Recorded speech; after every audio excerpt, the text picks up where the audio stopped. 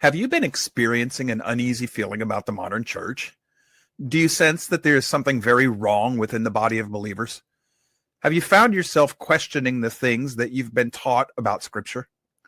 Are you bothered by a nagging sense that much of what you were taught is lacking or worse, wrong? Do you feel lost? Are you looking for more? If you've been experiencing any of these feelings, you are among friends here. We felt the same way at one time. We can relate to the prophet Jeremiah when he wrote, "Our fathers have inherited nothing but lies, worthless things in which there is no profit." This is Jeremiah 16:19. We, too, felt lost until we started tearing down the teachings and traditions of man and started to study Scripture for ourselves. And in its original, ancient Near East, Torah-observant Hebrew context. When we started to study Scripture in its ancient context, our faith started to change. We came alive, and we found ourselves drawn back to the ancient paths. This is what Yahweh says: stand by the ways and seek and ask for ancient paths, where the good way is, and walk in it. Then you will find a resting place for your souls. But they said, we will not walk in it. This is Jeremiah 6:16. The Scriptures call this ancient path the way. This show is dedicated to serving the kingdom of Yahweh by sharing what we have learned about the way with others. We are aware that there are many other voices out there making similar claims. We just feel that many of those voices are seeking something other than to serve the kingdom, and that they do nothing but cause more confusion as a result. We make no claim to special revelation or anointing. We just try to avoid adding to the confusion by focusing on the Father, His Son, and their kingdom. We are lay people, but we are not without the necessary skills to do proper research. We do believe that Torah still applies to the believer, but we are not part of the Hebrew Roots movement. In fact, most Hebrew Roots groups would reject us. This is because we recognize that Torah is more than just the law of Moses. We are under the new covenant, and with a change in the covenant, there was a change in the way Torah applies to the believers. Search the Scriptures and pray for the wisdom necessary to better understand how the covenant has changed and how these changes govern the way Torah is to be applied to the life of the believer. Then, we try to live, as best we can in our modern world, according to these changes described and lived out by the Messiah and his apostles. And in everything we do, we strive to serve the Father, His Son, and their kingdom by serving other believers and helping to make stronger disciples as we go. All right, good morning. And I am not Joe Bakanovic. Yeah, he's taking a day. He's got family coming in, and he was saying that they were supposed to arrive just about this time, and he said that if he tried to do the show, his schnauzers would be going nuts all over the house, and you wouldn't be able to hear a word he said anyway, so he decided to take the day off. So anyway, that's his story anyway. And so I decided I would jump in here and give you another excerpt from our Hebrew class here. At least that's what we'll do the first half hour, and then we'll have a mixed bag for you perhaps on the last half hour. At least that's the grand evil plan. And of course, we'll be back to our normally scheduled programming next Friday with Judah Scepter and Joseph's Birthright. That study's going well. And of course, he'll be back for Manic Monday. Although if you do watch our Shabbat services tomorrow, he's playing hooky tomorrow too from congregation. So I'll be teaching the Shabbat school and giving the message. So I got double duty tomorrow as well. So my voice is going to be done. He knows we love dogs. Yeah, that's true. And we do. But when his schnauzers get riled up and going, they are kind of distracting in the background. You've probably heard that before here, but yeah, appreciate that, John. But yeah, we do love our dogs here, and they yeah, AWOL. Yeah, he hasn't gone AWOL. This was a pre-approved leave. So we talked about this earlier this week. So he's got approval, so he's not AWOL. Although sometimes he might like to be, I'm sure. But anyway, before we jump in here, I'm just going to give a quick intro here, because this is our third installment of just a brief introduction to the basics of biblical Hebrew. And like I've said before, I'm only going to take you so far. In fact, this may be the last class. I might do a little bit more. We'll see how things go as we go forward, and see how far we actually get in the lesson plan today. I don't want to go too far because I'm trying to give these in bite-sized pieces. But once we get especially to verb forms, in this lecture format that we have available to us here on the streaming platforms, once you get to verb forms, the lecture format will not work. I had grand evil plans when I started learning biblical Hebrew, especially when I got a good teacher. I'm like, good, I'm going to learn this stuff, and I'm going to make me a YouTube channel, and I'm going to teach biblical Hebrew to the world. Yeah. That didn't last long. Less than 6 months, probably less than 3 months with my teacher. And I realized, I am way over my head here, and there's no way that I could teach this in a lecture format on a streaming platform.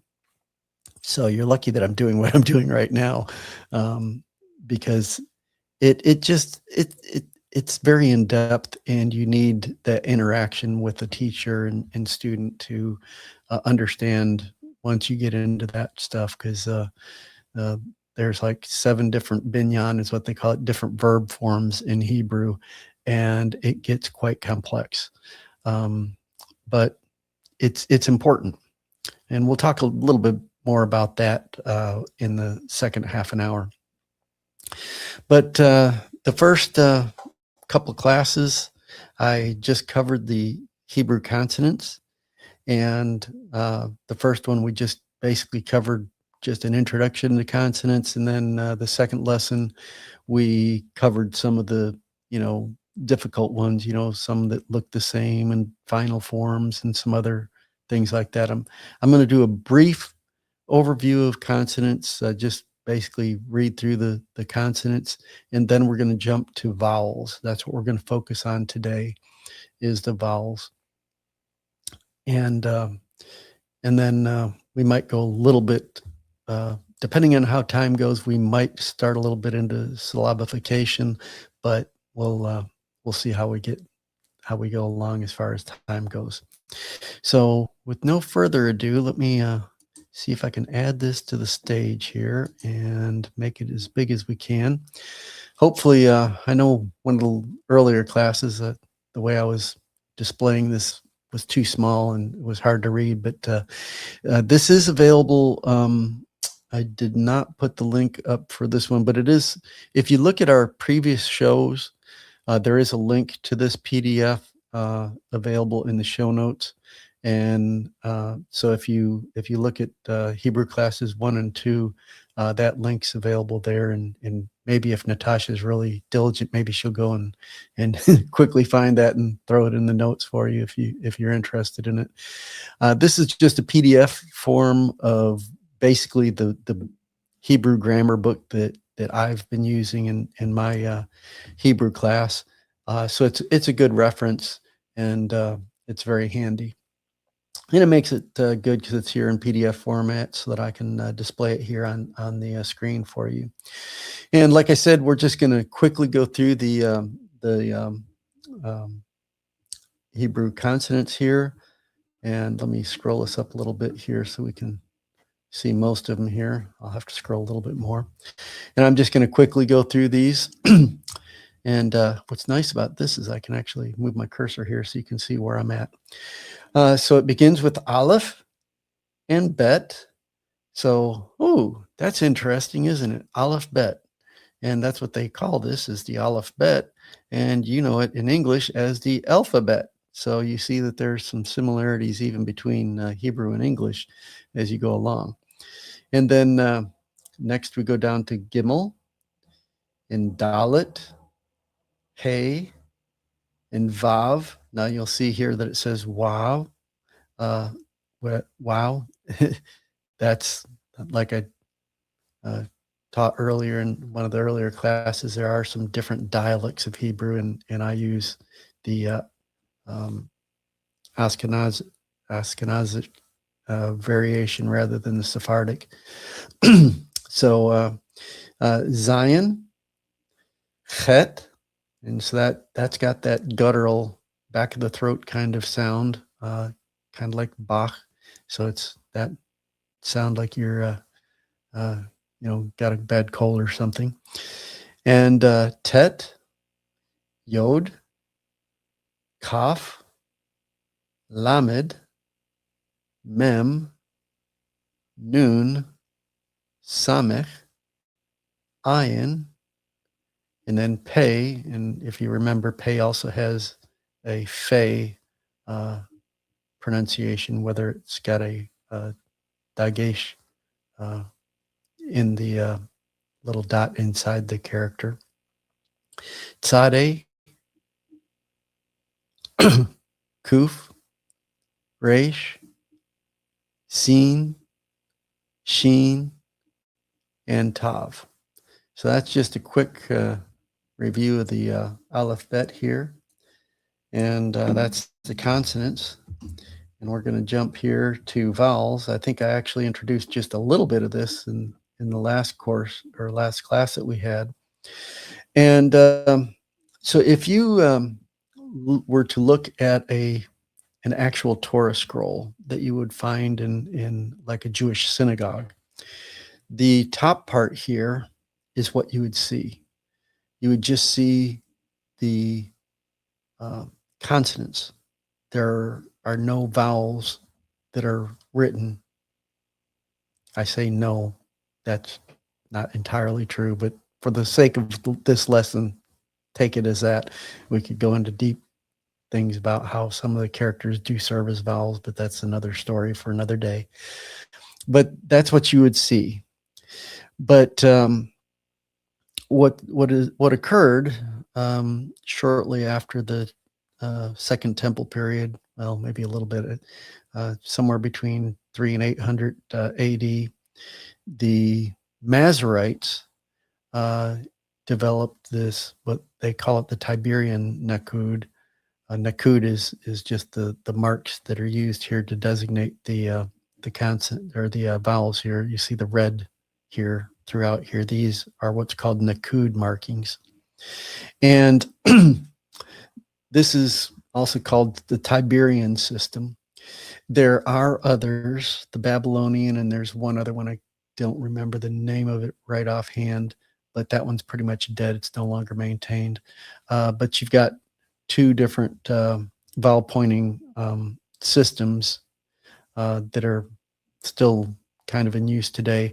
But the Masoretic vowel pointing is what you will find in most all of your Hebrew Bibles that you would find today. So that's what we're going to be teaching here today. And you'll notice that most of these markings are below the characters. You will notice right here, though, under the or above the Lamed, if I can get it to, oh, I'm in the wrong thing here. Sorry. Here. There we go. Okay. You'll see here right above the Lamed. Let me take the marking off. You'll see a little red dot there. That's the only one that shows above the line. And we'll talk about that as we go through. But most of them are below. And then you'll see that some of them kind of are in the middle here, but those are only with final form characters. And of course, you have the Dagesh here, which can be either a Dagesh Lene or a Dagesh Forte. And that again is a story for another day. All right, so here we are. We're now going to learn what all these dots and dashes and symbols mean. And the vowels are broken up into short and long and reduced, and you'll see as we go through. So there's different types of vowels here as we go through, and these are the short vowels. And you've got the first character here. It's got the kind of the dash underneath here, and that's called a patach, and that is pronounced like the A is in bat. So it's an A-type vowel, and this is a short vowel. And then the next one, you've got like the 3 little dots here underneath, and that's called a segol, and that is pronounced as E as in better. And then you have a hirik, and this is just a single dot underneath the character, and that's an I like in bitter, so it's a I. It's a short I sound. And then, oh, my nemesis, the kamatz hatuf. You'll notice that this looks kind of like a T underneath here, and it has an O as in bottle, so it's an O-type vowel. The interesting thing of this, you're going to find out as we move on to some other vowels, this same exact symbol represents a different vowel. It's an A-class vowel. And the kamatz hatuf only appears in kind of rarely, and it's sometimes difficult to designate when this is a kamatz hatuf or not.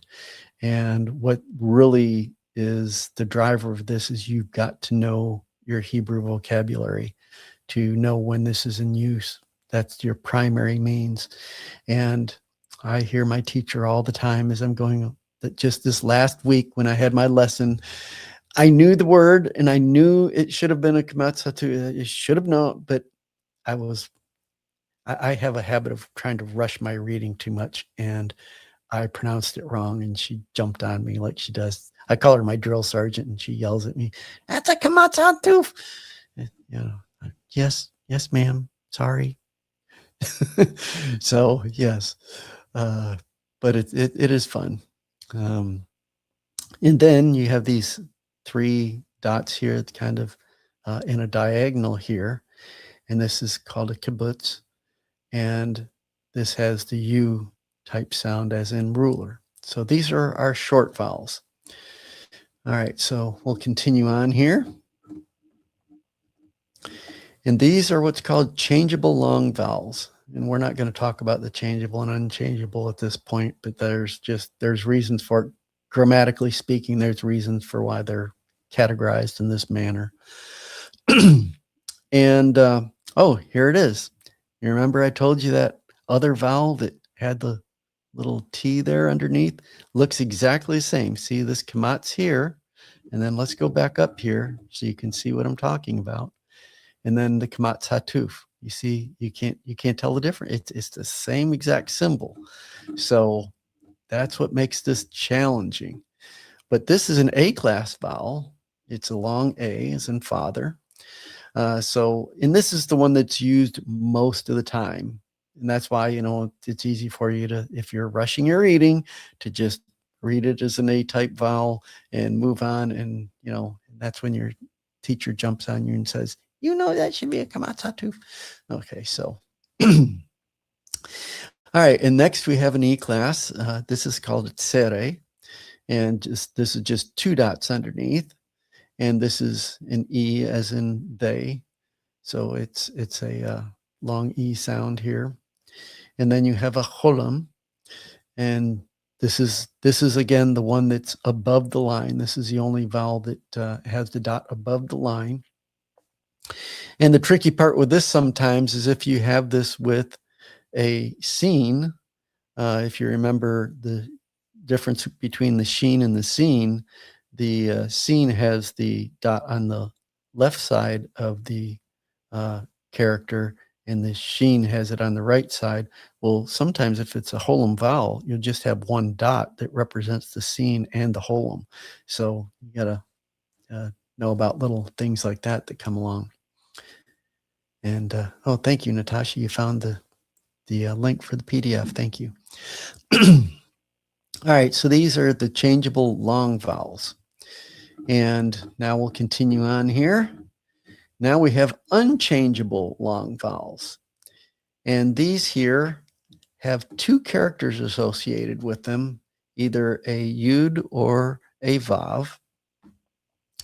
And so this is called a kametz yod. And you see that it's got the kametz here and the yod symbol up here. And this is kind of the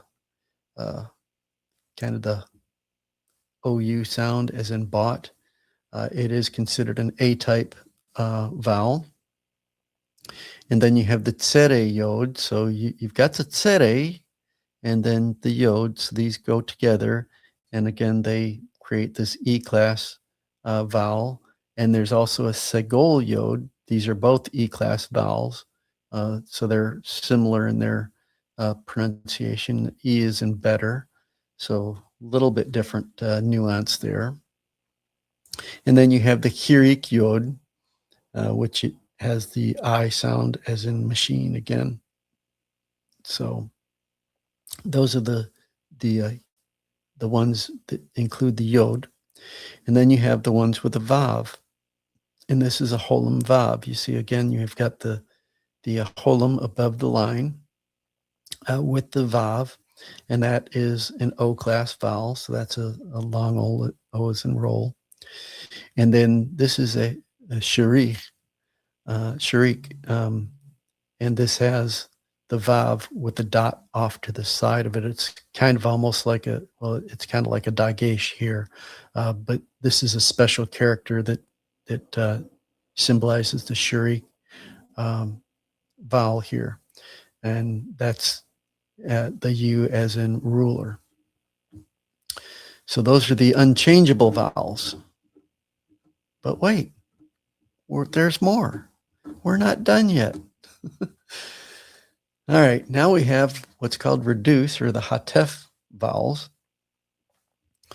And you'll see here that they have this 2-dot symbol off to the right here. That is called a shva, and we'll cover that separately. That's kind of, it kind of serves as a vowel, but it's not necessarily directly considered a vowel, and we'll talk about that in a few minutes as we get to that part.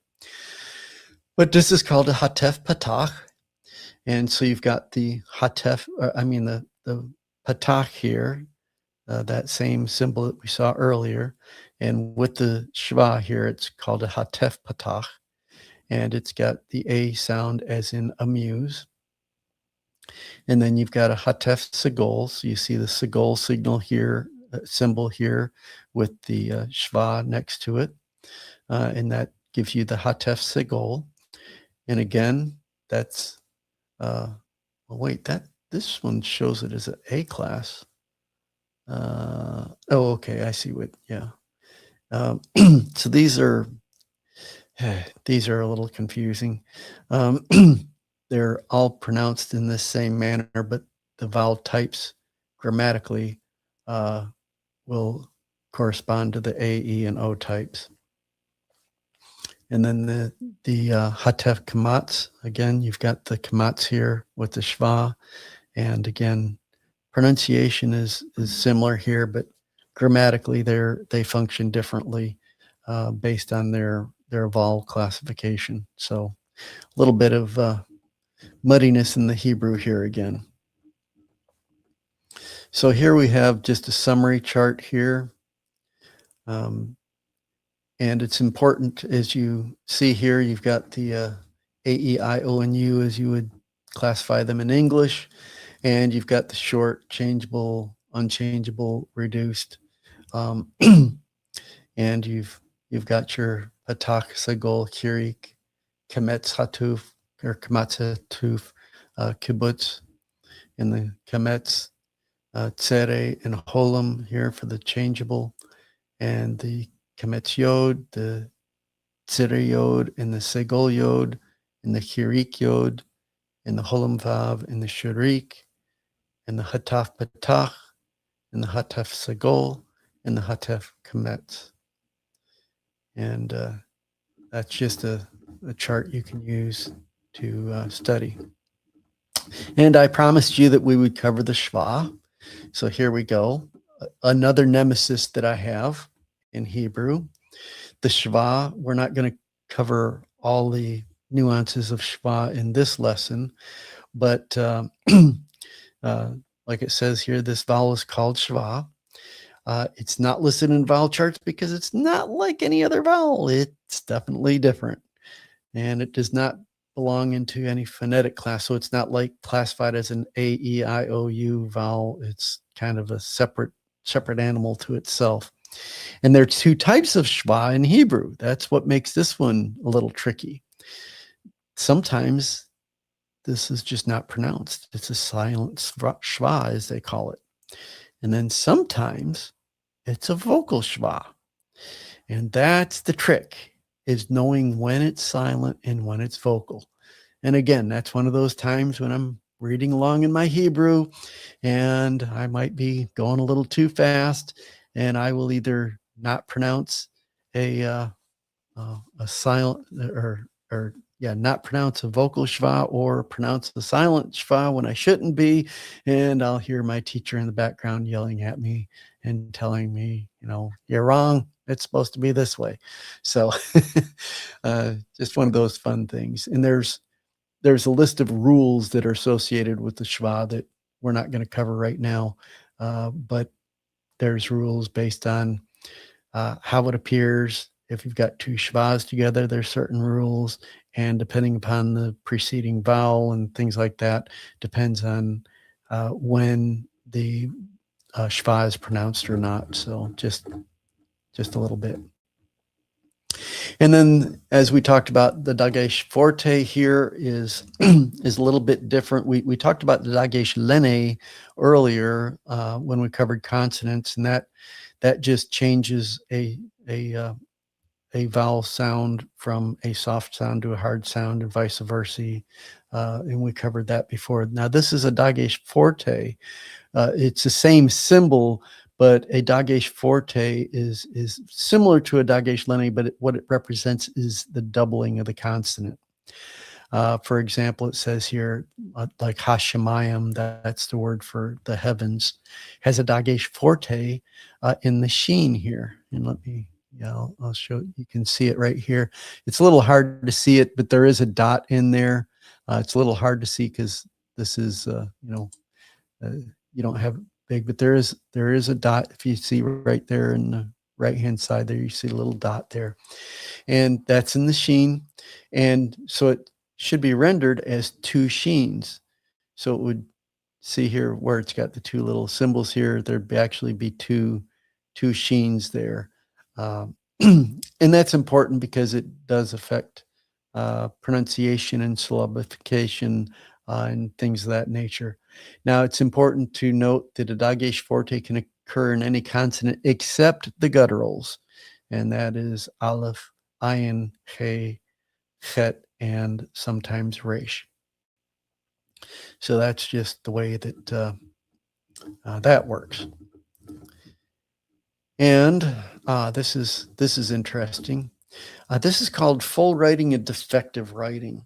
That's because remember when I told you earlier, I said, when we were talking about the Torah scroll, and that some of the consonants can represent vowels and such like that, when you don't even have the Nakud here that we're looking at. This is the result of some of this that goes on. In this first example here, you've got bo here is how this would be pronounced. You've got the bet here, and then you've got holam vav. But it can also be written just with the holam, and this is called defective writing, because in truth it should be a holam vav here, but some scribes in a shorthand of sorts will just put the hole in there. It's still pronounced the same and dealt with the same, but there are some grammatical differences that are beyond what we're trying to scope here. And again, this is just another version of it. This is the word shofar. or ram's horn. And you'll see here it's got the Holem Vav here, and of course it can also be written just with the Holem. And here you've got the Shurik and the Kibbutz here. Both of these are the U-class pronunciation, but it is considered a defective writing where you can change it from a Shurik here to a Kibbutz. Pronunciation is the same, but that's considered defective writing. And here we have the same thing here going on with the Shurik and Kibbutz, Madua and Madua here. So, and here we've got going from a Hirik Yod to just using a Hirik. So again, defective writing, the Yod drops off and you just have the Hirik. And again, same thing here, David. And you'll see this in the writings where sometimes it'll be with a Hirik Yod and sometimes just with a Hirik. So more Hebrew fun. And let's see where we're at. Yes, and this gets us to syllabification. And I think, because we're already at about break time here, so what I'm going to do is I'm going to bring this down, if I can get my cursor going where it's supposed to. There we go. So I think we're going to stop there for today and just cover the vowels. Like I said, that's kind of what my goal was today, so that I don't overwhelm you. And maybe if we do another lesson, I'll cover some of these other things that lead up to verbs, perhaps in a future show. We'll see where we go. And we're going to talk about the future of these types of shows and some other things after the break. And we're going to talk a little bit about language too, and why you would want to do this. Oh my goodness, John is writing Hebrew to me here. I'm going to have to look at that during the break. So, all right, he's using Google Translate or something, or he knows Hebrew. Maybe John should be teaching this class here. I don't know. We'll find out. But with that. We're going to go to break and we'll see you after 3 minutes. So Natasha, take us away.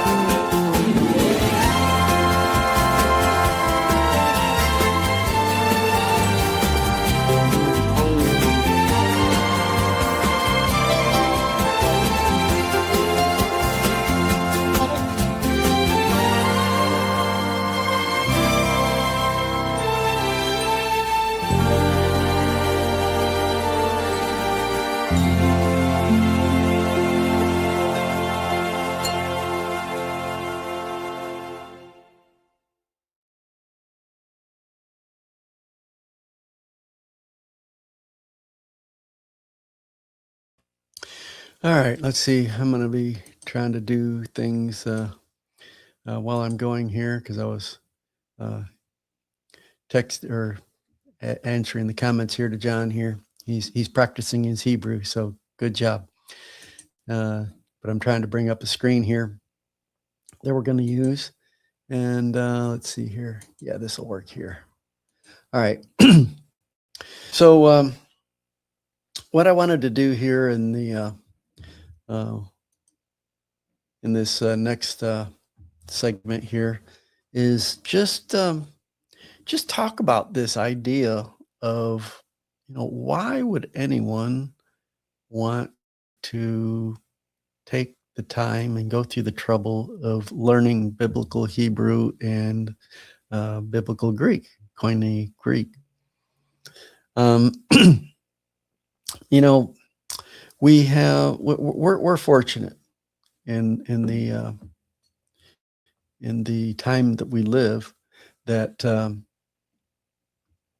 that we have available to us the Bible in our own language, even in our native languages, and we've got them so that we can have even multiple translations, all just on this little thing we hold in our hands a lot of times.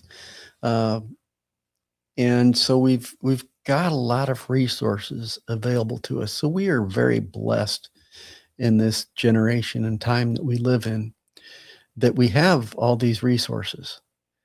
And so why do I need to bother with biblical Hebrew and Greek if I've got multiple translations of the Bible in English? Because you've got all sorts of different translations out there. In fact, that's one of the things, if you've been following this show for any period of time, that even Joe and I have differences because he prefers the NASB and I prefer the ESV as far as what I use when I'm teaching and such. And there's reasons for that. Now, Joe likes the NASB because it is what as far as linguistically you would say is a very wooden translation. It's more of a word for word translation of the Hebrew. And he has recently moved from the regular NASB to I think it's a 1995 version, which has been updated with some of the information from like the Dead Sea Scrolls and some of the more recent scholarship on the language and such like that. So even Joe is, kind of progressing. He was almost there with me, like going to ESV. He even bought a version, but he didn't like it for some reason, and he decided to go back to the NASB. No problem. Both of them are very good translations. The reason I particularly like the ESV is, one, it's updated, of course, with the Dead Sea Scroll information and some other more recent scholarly developments as far as linguistics and things of that nature. But one other thing, and I don't know if this applies, I haven't looked as much at the 1995 version that Joe's using now in the NASB, but one of the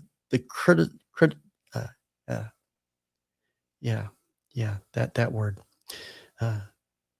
The one way I criticize the NASB is that grammatically, there are times when it uses the wrong form of the verb. In other words, it might, in the Hebrew, might say he or she, but they might translate it as you in the NASB translation. Yeah, sometimes, potato, doesn't really make a difference. Sometimes it doesn't, but sometimes it can affect the meaning of what you're looking at. And that's one of the reasons that I personally go with the ESV over the NASB. So, and there's many other translations out there. And some of them use different styles of translation, like the ESV and the NASB are more wooden, like I said, more word for word. ESV is a little bit more paraphrasing. It's not as wooden as the NASB. But then you have on the other end of the continuum, you've got other versions like the NIV and the Message Bible that paraphrase the whole thing. I mean, they just go out there, and the problem is, and here's the crux of the issue. No matter what translation you have, you've got a couple problems. And that's what I guess maybe I'll jump this in here now, and we'll just run through this real quick. This, I believe, yeah, Natasha's got the links up here. She's going to put them up here. I'm not going to read through this whole thing, but I'm going to kind of look at some of the highlights here. Let's see. Let me see if I can make this a little bigger for you, if I can get my mouse working here. There we go. But why learn these? And the first, it says, because we value the Word of God. Okay, so yeah, well, if the Bible's important to you, really important to you, wouldn't you want to know what the original authors wrote and how they wrote it and why they wrote it and that kind of thing? And if you've been with this show for any period of time, you know that one of the things that we try to drive home all the time is we try to read the Bible from the original Hebraic language, culture, and history. Those things together as best as we can put these together, because some of these writings are millennia old, many thousands of years old, and we don't have any what's called autographs. We don't have the original sheepskin or whatever they wrote it on, the original author. We only have copies of them, but we try to get back to what the original author, because the Bible was written for us, but not to us. It was written to the people of the time that it was written. So if you value the Word of God, wouldn't you want to get a little closer to what the original author meant? And there's more comments here. Okay, Deltros here. There's like 450 English translations of the Bible and like 55 that are widely recognized. That's correct. There's many out there. Yeah. And I'm not going to say, I would steer you away from like the Message Bible. That one, I don't even consider a valid translation of the Bible, because they go too far.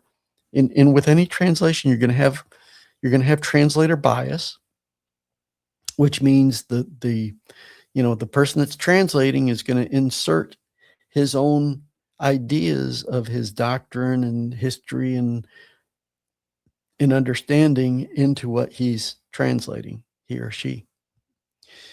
The other problem is some things, if you've ever studied another foreign language, you'll know that you can't just translate word for word from another language sometimes, because there are certain words in another language that just don't translate directly.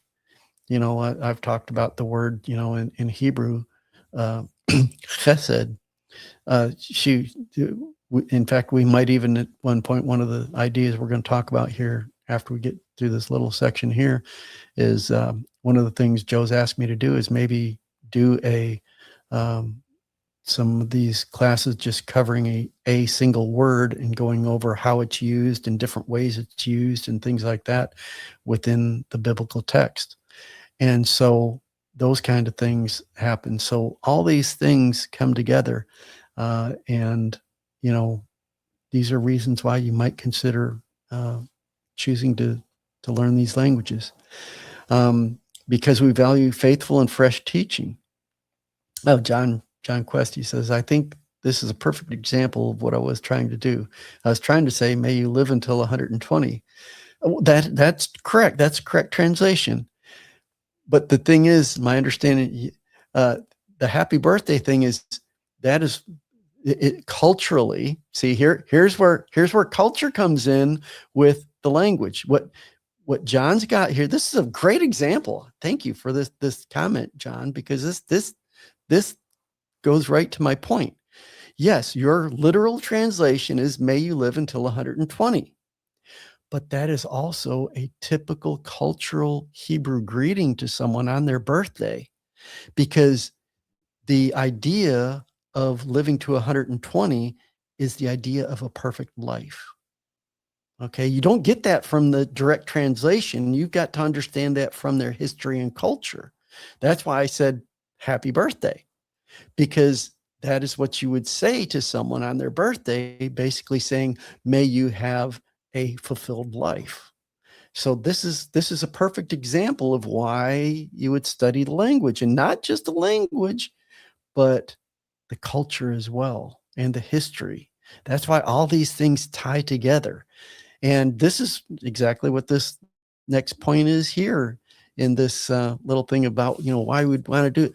Value faithful and fresh teaching. So as you get into the languages, you're going to see things in the text that you won't see in the English, that add value to your teaching and gives you fresh perspectives on what's going on in the text. So this is important as well. Because we have limited time. Oh boy. Now you'd say, well, hold on a second. I've got limited time, but you're talking about, you've been studying biblical Hebrew for 6 years and you say you're still a beginner. Yes. But what the author of this little article is saying is, if you're trying to figure out what's being said in the text, and I think I'm going to pop this if I can. I'm having troubles with my mouse here because I'm running between two different windows. What the author's saying here is that, we put together this, well, let me give you an example. That probably will teach this even better. I know of a brother that wrote a book. And in this book, he's trying to teach the gospel. And he cites scripture. And as he does so, he draws from, like earlier, Deltros was saying, 450 some English translations. This gentleman pulls from probably nearly all of these 450 different English translations to get to the translation that he wants to make his point. Okay. And, he asked me to review some of his writing, and I went back to him and I said, why don't you just learn Hebrew and Greek? He says, I don't have time for that. I'm like, what? The amount of time this guy must take going through 450 different translations to find this one translation that meets his idea. And again, this is part of the thing here. Again, translator bias. This person is fishing, in my opinion. This is my opinion. He's fishing for the version that fits with his idea of what this scripture is supposed to say. What I'm telling you is you will actually save time if you go back to the original language and you learn it, and learn it from its original history, language, and culture as best you can. It can actually save you time because you're going to the original language, you're seeing it in its original form, and you can see it for yourself, and you can figure out the best way from what your knowledge is of the language, history, and culture, what it's trying to convey. So yes, it can actually save you time in the long run. A little bit here now, a little bit of pain now can actually save you later on.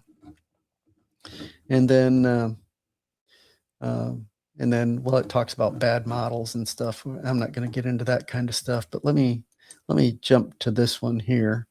And what did this thing do? Oh, this wants me to, oh, there we go. Sorry. It just scrolled down too far. This one here, this is more of a scholarly kind of thing. And I guess I'll have to make this one, let me get my thing up so you can read this better. There we go. This one's big enough. I think it'll work this way. Hebrew, Greek, and Aramaic are the only languages that God chose to communicate his inspired word. Well, okay. Yeah. They're just making that point. And those are the languages that were used by the prophets. So they are right in that. And grammar. Oh yes, this is another important thing. And this is, again, going back to my issue with the NASB versus the ESV. That's why I have that criticism of the NASB, is because of this particular point. The way they use grammar in some of the NASB translations, in my opinion, is incorrect and can convey incorrect understanding of some biblical passages. So that's why, again, that's why knowing the language and the grammar and such can help you understand things. And this, again, knowing the direct Hebrew and Greek, you see different things. And this comes from knowing the language and working with the language. And like earlier, we had that example that John gave us with the, may you live to 120 kind of thing. And I said, oh, well, happy birthday. Well, that's because there's like an idiom going on there that you wouldn't necessarily see through a translation. But as you are into the text and you understand the history in which it was written, you'll see those idioms come forward, at least hopefully. Those are a little bit more difficult to see. And gives you exegetical tools, and helps you with hermeneuticals and stuff like that. This is getting into some more scholarly things, but these are important. And identifies the author's emphasis. Yes, very much so. This is one of the things, and this is kind of a grammar thing as well. In the Hebrew, sometimes words are repeated, and grammatically, when they're repeated, that is a signal of emphasis for that particular topic. And you lose that when you move it from Hebrew into English. Like sometimes, you'll see in the Bible, they'll say like, verily, verily, he saith unto you. Well, yeah, in the Hebrew, that the way that comes through is it's a repeating of the word, but that's showing that emphasis that needs to be put on to what's about to be spoken. It gives that idea of importance and such behind it. And you don't see that as clearly necessarily when you're going forward to the English. All right. So that takes care of that. So anyway, so my point here is, is it worth it? To me, yeah, the juice is worth the squeeze. Now, of course, Joe, would I tell Joe he should go out and learn biblical Hebrew and biblical Greek? No, not necessarily.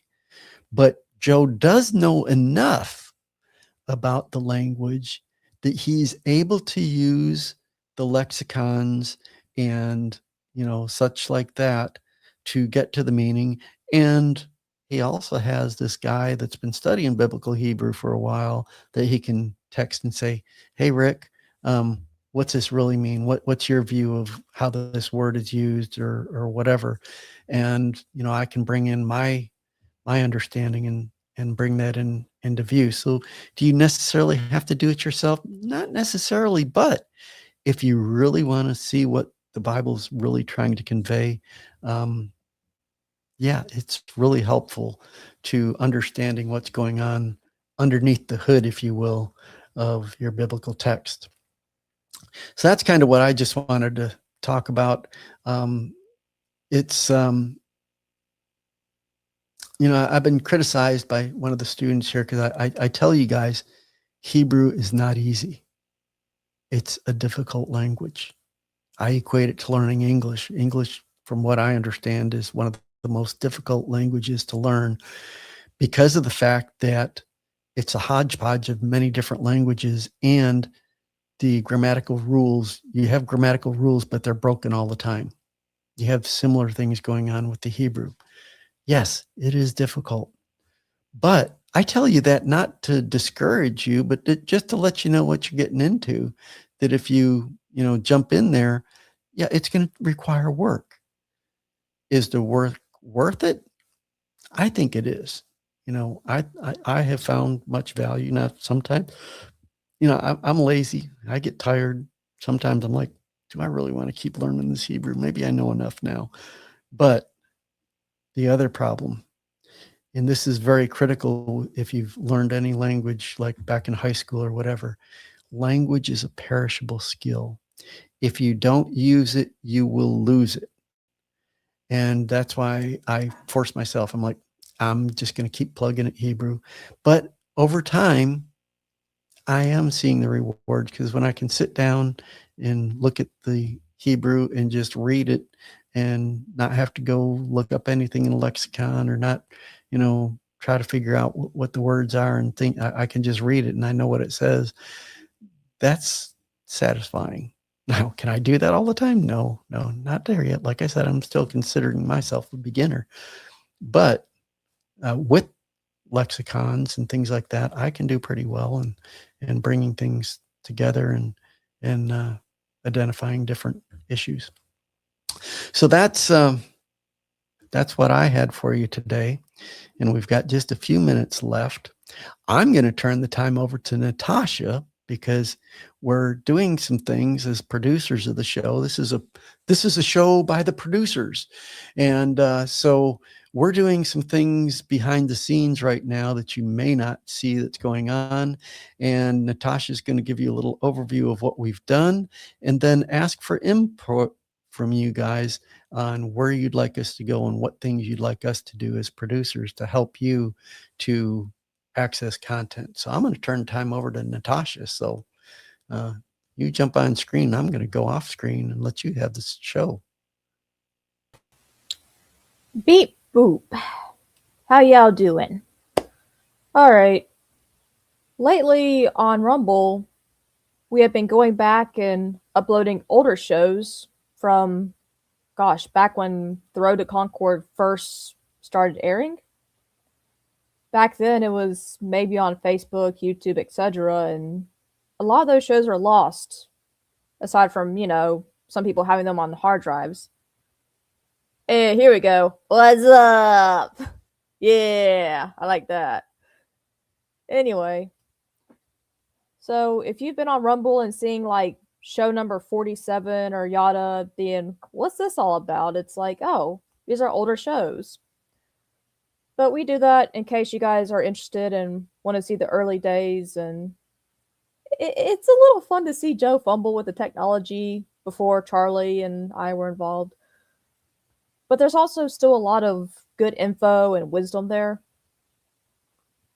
However, on Rumble, I realized, for whatever reason, you cannot go to our channel and search for individual shows. Why? I have no idea.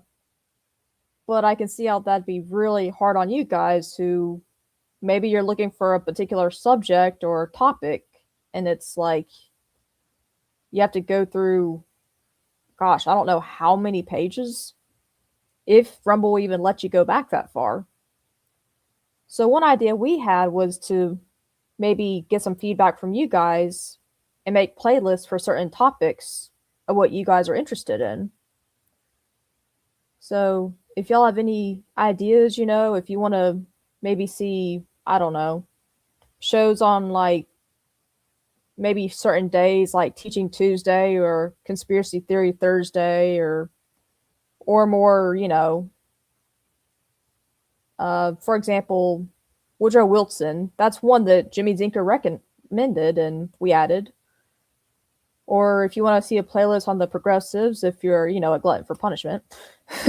But, or even if you just want to see a playlist of maybe the show like in chronological order, like perhaps shows 1 through 100 or 1 through 50, and then another that's like maybe 51 through 100, something like that. But yeah, just, share your ideas.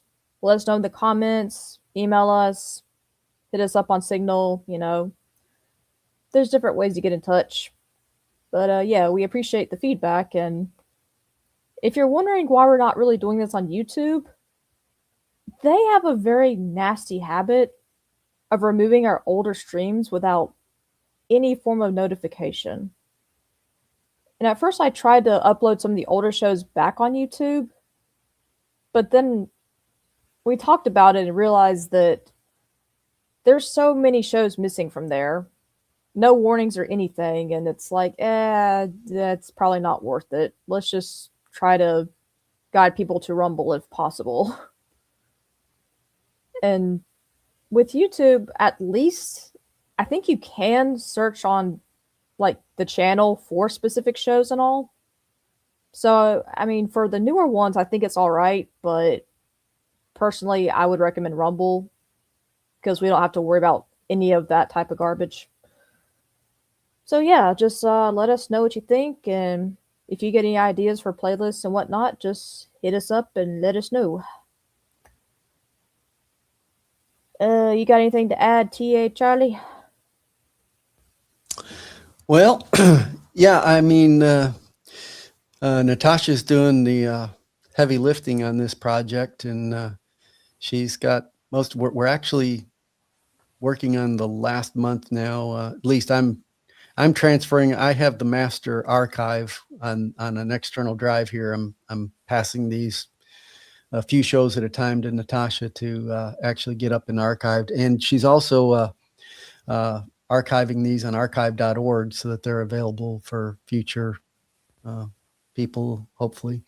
And anyway, but yeah, these are going to be available, and we're looking for any input as far as, topics or however you'd like us to create the playlist, and we'll work on those things.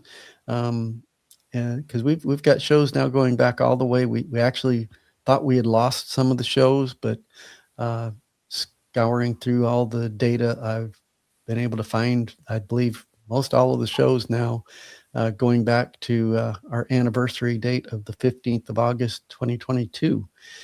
So we're going to be having an anniversary coming up, and if Natasha and I get together properly, don't tell Joe this, and I don't know if he'll watch this show. If he does, then I'll have been outed, but we may have a surprise for Joe on our anniversary show, or the day we do the show after our anniversary, because our anniversary actually falls on a weekend this year. We may have some surprises for you. So if we can put it together in time, we're trying to do that. So with that, yeah, then like Natasha says, send us emails and or however whatever way is easiest for you to get hold of us. Jump in there and let us know what you'd like, and Natasha will put it on her list to do. She's been doing all the heavy lifting on this stuff. So with that, do you have anything else to add before we close up for today? It looks like John did post another Hebrew message. Oh, yes, he did. Yeah. Ashrei me Shabbat B'Shem Yahweh. Yeah. Basically, blessed is he who comes in the name of Yahweh. So, yes. So he's working on his Hebrew. So, all right. Gold star. Yeah, he gets a gold star. And John, is John on our Signal chat? I believe so. Okay. Yeah, hit me up on Signal, and we'll talk about Hebrew teachers and costs and stuff. We'll see what we can do. If you're really interested, we can figure something out for you. All right, there we go. There's an idea right there. John's got one about keeping Torah and celebrating feasts. So that would be a good one, especially feasts. They're putting those together. That would be a great idea. In fact, you might even, depending on how many shows we have on feasts, you might even put them up maybe like spring feasts and fall feasts or something like that. That'd be a great idea. Yeah, thanks for that, John. Yeah, great. So good deal. All right. Well, if that's all we got here, we actually went over an hour. I didn't even think this show would make 40 minutes today, but I guess we did okay. Hopefully, anyway. I hope you guys got something out of this today, and we appreciate you being here. And we'll be back on Monday with another Manic Monday, and Tuesday we'll have our normal teaching in Genesis, and Wednesday. I don't know what Joe's going to do on Wednesday because I think we just finished Jeremiah. I know that he's talking about beginning in the New Testament. He was thinking about maybe even starting with Matthew. I'm not sure if that's what he's going to do. We'll see. And again, on Thursday, he's finished the Islam series, so I don't know what he'll be doing on that. I know he's got one calendar show that he owes me, and I'm going to be beating him over the head. I'll probably wait till Monday to do that because he's got family in this weekend, and maybe he'll put that together for Thursday. And then, of course, we'll be back in the book study, the Judas Scepter and Joseph's Birthright for next Friday. So with that, if we don't see you tomorrow and on our congregation, we'll see you on Monday, and we wish you a Shabbat Shalom, and we will see you either in service tomorrow or on Monday. Yep. That means you send us out, Natasha. You know, I was about to ask, was that code for end the stream, or you kind of did go over this part with me? I'm just saying. She's Charlene today, so she's not used to doing that. That's what I usually do. So, well, if we gotta go there, I just gotta beepity boop and pull up the Charlene program. All righty then. Oh, is it the big orange button that says end stream? End stream. Alrighty then. I mean, right. I'm not we'll sure. See you guys next week, guys. Bye-bye. I think it might be the power button on the side of this diddly hoop thing I'm typing on, but whatever. If you say end stream, I better listen to you. Oh, I gotta reprogram the AI. Beep boop. Shabbat shalom, y'all.